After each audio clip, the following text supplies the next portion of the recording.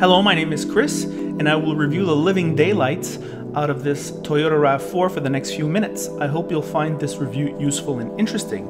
On the outside, Toyota took about as much risk as a 90-year-old living on a pension, and that is the way some people like it. I will let you judge this exterior.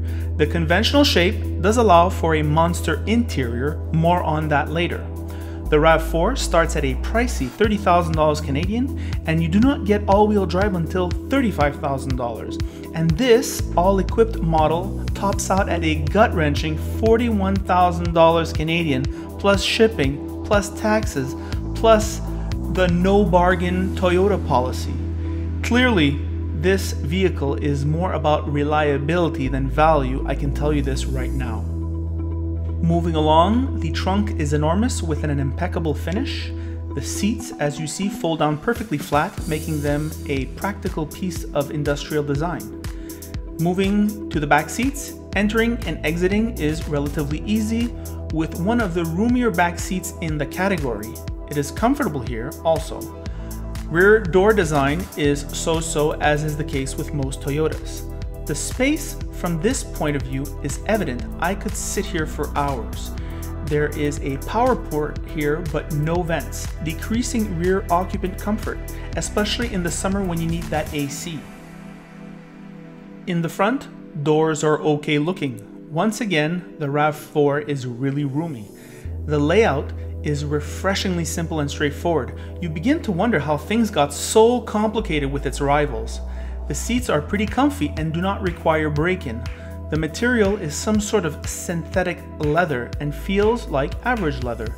Surely, knowing Toyota, the material is also durable. The gauges are easy to consult despite the smallish character size of the numbers, and the infotainment has to be the industry leader in terms of simplicity. Toyotas do not require you to read user manuals, and this tactile screen is responsive. My only gripe is that this sound system is not audiophile quality, and this top trim we're in has no Apple CarPlay or Android Auto. The steering wheel is large and comfortable to hold. Overall design, if not always pretty, is effective. Material feel is quality, upper tier in fact. Spacious and ease of use are Toyota buyer musts. This expensive vehicle delivers. It is a good show indeed. Control weights of the transmission engagement and accelerator are a familiar Toyota jerky operation. For new users, especially with this Toyota Yaris-like transmission stock, it may feel a bit cheap and unrefined. On the highway, the vehicle is average quiet. Steering feel is video game, but that is the case with most of these vehicles, and the suspension is soft and comfortable without being boat-like. In fact, very close to CR-V in this respect. There is only one engine choice, the most reliable engine of my generation, the Toyota 2.5-liter 4-cylinder, which delivers 176 horsepower and 172 pound-feet of torque, while delivering a respectable 10.7 in the city and 8.4 on the highway. At least for now, power is sufficient unless you have any sporting inclination whatsoever. If you change the oil regularly though, this engine will still be running in 2037. Here are some of my random thoughts of this expensive, roomy, and reliable vehicle on the road. Hello car lovers! On the road with this Rav4, the first things that come to mind is the familiar Toyota jerkiness. When you press on the accelerator, when you put it into gear, it's that, I don't want to say unrefined, it's just that Toyota jerkiness that people who drive Toyotas are used to. On the highway here, I'm doing about 100, maybe 11. A little bit of wind noise, but it's fine. It's fine, everything is fine. It's well within the average in terms of suppression of wind noise. The shifter feels like it came off a Yaris. What else is there? Well, an awkward design. It doesn't feel cheap. When I'm touching here everywhere inside this cabin, everything feels relatively quality enough. There's a lot of soft touch plastics. There's this tissue right here where there's the climate control and stitching, real stitching.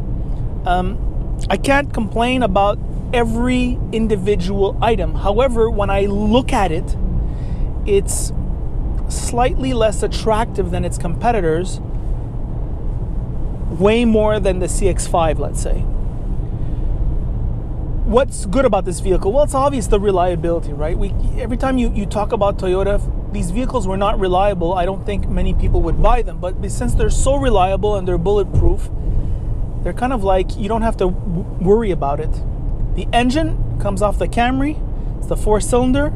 That's the only engine option, or else you get the hybrid. And to tell you the truth, it's a little bit pokey, but it does the job. I mean, if you don't drive like an animal, you're going to be fine. What else about this vehicle? Nice steering wheel, nice leather steering wheel, nice grips here.